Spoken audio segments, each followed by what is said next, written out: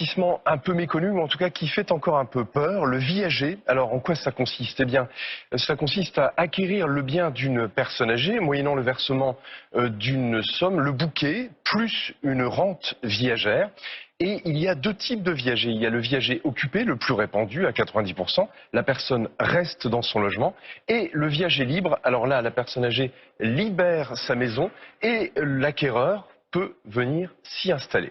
Pour parler du viager aujourd'hui, eh bien, nous avons invité Sophie Richard. Bonjour. Bonjour. Vous avez fondé le réseau Viagimo, spécialisé dans le viager. Alors, en quoi le viager a le vent en poupe en ce moment? Alors c'est vrai que le viager connaît un regain d'intérêt et c'est sur l'ensemble du territoire puisque chaque agence du réseau a pu observer une nette augmentation, je dirais d'environ plus de 30% de demandes d'estimation, de mise en vente et donc de vente. Dom-Tom inclus d'ailleurs parce que nous avons ouvert une agence en Guadeloupe. Et je dirais que ce regain d'intérêt a débuté avant la pandémie, voilà, depuis les projets des réformes sur les retraites, car la retraite tout simplement est source de crainte pour beaucoup et qu'on est face à deux problématiques systémiques qui sont majeures, celui du financement de la dépendance et celui du problème de l'accession à la propriété. Donc d'un côté... Alors situons-nous d'abord du problème de la dépendance. Des personnes qui vieillissent s'interrogent, est-ce que je vais pouvoir rester à domicile ou pas? Et le viager, en quoi le viager est une solution pour les personnes qui sont concernés par le vieillissement? Alors, le viager va apporter une réponse apaisée à des personnes âgées qui ont besoin de revenus complémentaires pour gagner en sérénité, pour adapter un logement en situation de handicap, de dépendance, pour obtenir un pack service supplémentaire, pour avoir des portages, d'aide à domicile, de femmes de ménage ou personnes de compagnie. Et échapper à l'EHPAD. Exactement. Il y a cette problématique, finalement, la crise a montré aussi que la vie en EHPAD, c'est pas forcément... C'est vrai, c'est vrai. C'est vrai que depuis la pandémie, on a eu beaucoup de personnes âgées et d'enfants qui ont accompagné également leurs parents pour trouver des solutions ensemble, pour éviter qu'ils partent en maison de retraite, parce qu'ils avaient peur de souffrir de l'isolement, parce que finalement, ils se sont rendus compte qu'ils étaient bien dans le logement où ils ont tous leurs repères et qu'il suffisait d'avoir des besoins financiers pour bien les sécuriser et finalement, et puis essayer d'adapter ce logement à une future situation de handicap. Alors ça, c'est du point de vue du vendeur, la personne senior qui souhaite régler ce problème. Et de l'autre côté, en fait, le viager est aussi une solution, vous dites, parce que les jeunes ont du mal à accéder à la propriété. Tout à fait, parce qu'on est face à ces deux problématiques où d'un côté on a le problème du financement de la dépendance, puisque un Français sur trois sera âgé de plus de 60 ans en 2050 et que leur pouvoir d'achat ne cesse de baisser.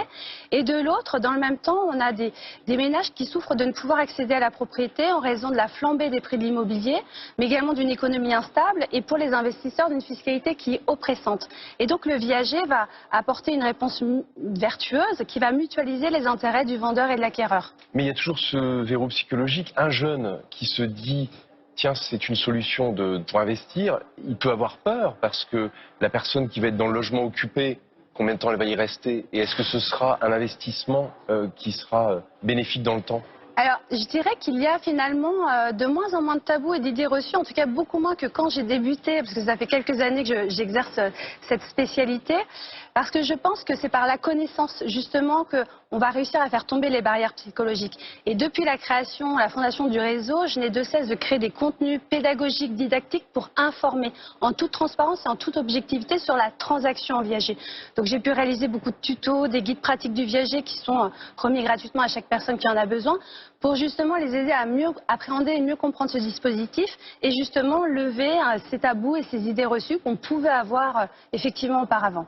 En moyenne, par exemple, un jeune qui souhaiterait se tourner vers ce dispositif, il faut quand même qu'il ait un bouquet, un apport conséquent pour acheter un viager. Pas forcément, puisque vous avez tout type de viager. Donc effectivement, vous allez avoir des viagers occupés qui vont être plus ou moins chers dès qu'on est sur Paris intramuros ou dans des grandes métropoles, mais en province, il y a beaucoup de viagers qui sont accessibles financièrement à des acquéreurs. Par exemple, la semaine dernière, j'ai pu organiser une vente entre un vendeur et un acquéreur.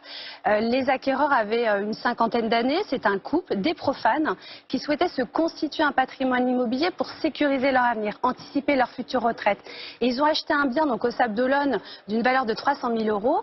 Ils ont versé 50 000 € au jour de la signature chez le notaire. Ces 50 000 €, ils ont disposé sur un livret A.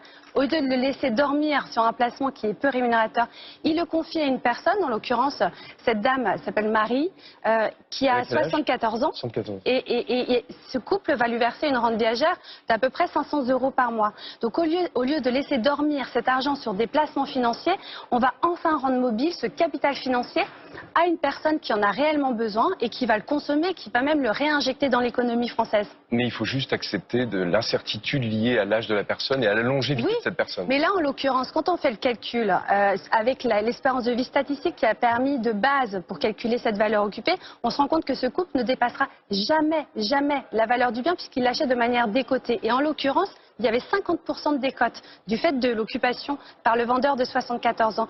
Donc ces investisseurs ont fait le choix d'investir dans de l'immobilier qui reste la valeur refuge et sécure pour eux, sans avoir recours à l'emprunt, parce qu'on sait que l'emprunt est compliqué en ce moment, et de manière échelonnée dans le temps. En gros, vous essayez de faire de la pédagogie pour désamorcer les craintes. Donc merci d'être venu aujourd'hui encore nous expliquer le fonctionnement. Et on sait que vous appelez de vos voeux un débat sur le viager dans le cadre de la réforme sur les retraites. Sur les enjeux politiques, oui, c'est vrai. Merci Sophie Richard et puis bon vent pour 2022 parce que je crois que vous ouvrez encore beaucoup d'agences avec le viager comme objectif. Belle année à vous tous, à bientôt.